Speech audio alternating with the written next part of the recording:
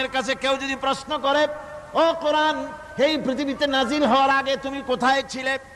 কেউ যদি প্রশ্ন করে, কোরআনে কারীম নিজে নিজের পরিচয় শোনায়, আমি কোথায় ছিলাম শোনো।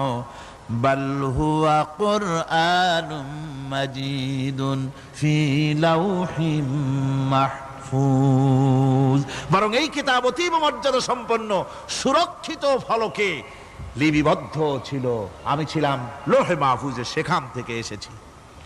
যদি কেউ প্রশ্ন করে, কোরআন কি কোরআন, তুমি কার উপরে অবতীর্ণ হয়েছ? জবাব কোরআন নিজেই দেয়, ওয়া আমিনু বিমা নুজিলা আলা মুহাম্মাদ ওয়া হুয়াল হাক্কু মির রাব্বিহিম, ঈমান আনো সেই জিনিসের উপরে যেটা মুহাম্মদ সাল্লাল্লাহু আলাইহি ওয়াসাল্লামের উপর অবতীর্ণ হয়েছে। আবার অন্য আয়াতেও জবাব পাওয়া যায়, তাবারাকাল্লাযী নাযালাল ফুরকানা আলা আবদিহি লিয়াকুনা লিল আলামিনা নাযীরা।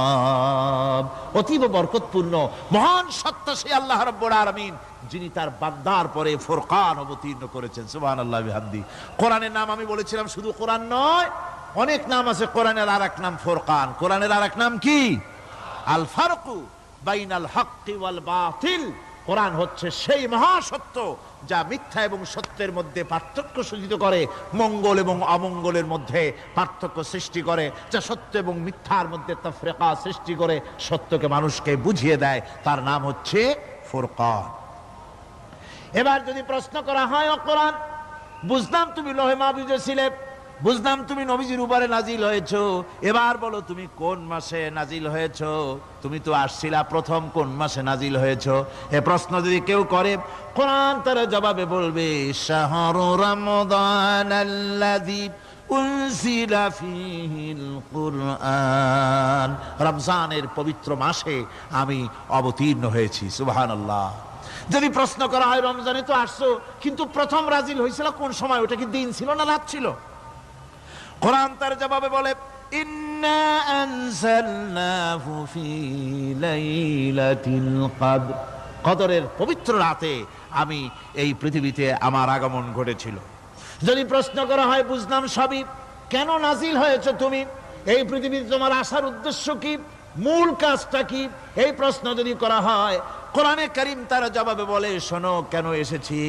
লিতুখরিজান নাসা মিনাজ যুলুমাতি ইলান নূর, আমার মিশন হচ্ছে গোটা বিশ্ব মানবতাকে পুঞ্জীভূত জমাট বাঁধা অন্ধকারের ভেতর থেকে টেনে বের করে আলোর সন্ধান দিতে, আলোর দিকে আনার জন্য আমি কোরআন নাজিল হয়েছি। গোটা পৃথিবীর মানুষ আছে অন্ধকারের ভিতরে। কিসের মধ্যে? অন্ধকার কি?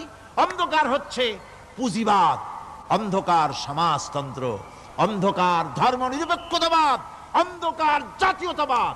মানুষের তৈরি করা যত মতবাদ সব কি? জোরে কোন, সবগুলি কি? অন্ধকার। এই অন্ধকারের ভেতর থেকে মানুষগুলিকে টেনে আনবে কোরআন কিসের দিকে? আলোর দিকে।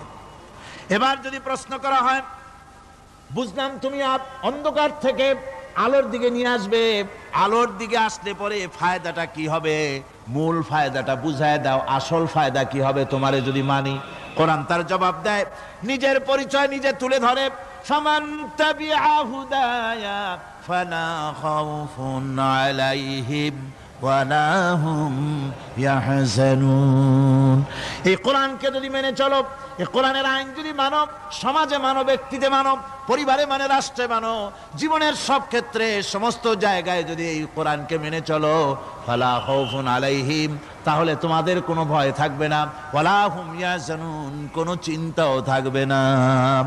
কিসের ভয় থাকবে না? কোরআনের আইন মেনে যদি চলো সমাজে ও রাষ্ট্রে, চুরির ভয়, ডাকাতির ভয়, জিনার ভয়, হত্যার ভয়, সন্ত্রাসের ভয়, কোনো ভয় থাকবে না। ওয়ালা হুম ইয়াহজানুন, চিন্তাও থাকবে না। খাওয়া পড়া, শিক্ষা, চিকিৎসা, বাসস্থান, এগুলির কোনো চিন্তা থাকবে না। কোরআনের সমাজে সব কিছুর গ্যারান্টি দেওয়া হবে, সবগুলি পেয়ে যাবে। এখন যদি আবার প্রশ্ন করা হয়, কোরআন বুঝলাম তোমারে মানলে পরে সব ফায়দা হবে, তাহলে এবার জবাব দাও, তোমার ভিতরে কি রাজনীতি আছে নাকি? আমি তো মানুষ, আমার রাজনীতি করা লাগে। Man is social animal. আমরা তো জঙ্গলের পশু নই, আমরা তো মানুষ।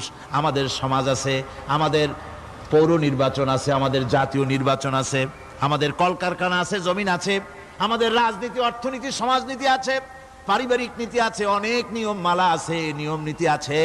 তোমারে মানলে তোমার ভিতরে কি ওগুলো আছে নাকি সে কথা বলো। কোরআন তার জবাবে বলে, وَنَزَّلْنَا عَلَيْكَ الْكِتَابَ تِبْيَانًا لِكُلِّ شَيْءٍ وَهُدًى وَرَحْمَةً وَبُشْرَى لِلْمُسْلِمِينَ। কোরআন জবাবে বলে, শুনে রাখো, শুধু অর্থনীতি সমাজনীতি নয়, শুধু রাজনীতি আর শিক্ষানীতি যুদ্ধনীতি নয়, তোমার জীবনে যা কিছু দরকার, ইহকালে যা কিছু দরকার, পরকালে সব কথাগুলি আল্লাহ রব্বুল আলামিন আমি কোরআনের সিনার ভিতরে খুলে খুলে বর্ণনা করে দিয়েছেন। সব কথা এ কোরআনে কারীমের ভিতরে রয়েছে। তোমার এমন কোনো জিনিস নাই যা তুমি কোরআনে কারীমের মধ্যে পাবে না। তোমার সমস্ত প্রয়োজন আমার বুকের মধ্যে আল্লাহ দিয়ে দিয়েছেন। বিজ্ঞান আছে, দর্শন আছে, ইতিহাস আছে, সব আছে এর মধ্যে।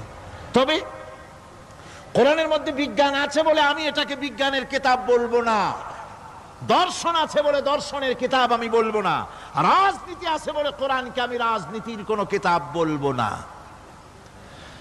কোরআন তাহলে কি? কোরআন হচ্ছে অর্থনীতি, সমাজনীতি, রাজনীতি, পারিবারিক নীতি, মানুষের জীবনের যা কিছু প্রয়োজন, সমস্ত নীতি মালার নীতি গ্রন্থের নাম হতেছে কোরআনে কারীম। সমস্ত নীতিমালার নীতি গ্রন্থ কোরআন। এখানে রয়েছে সব কিছুর উৎস, যেটা গ্রহণ করলে পরে মানুষ আরামে থাকতে পারবে। অমুসলিম নাগরিক বৃন্দ তাদের নাগরিক মর্যাদা পাবে।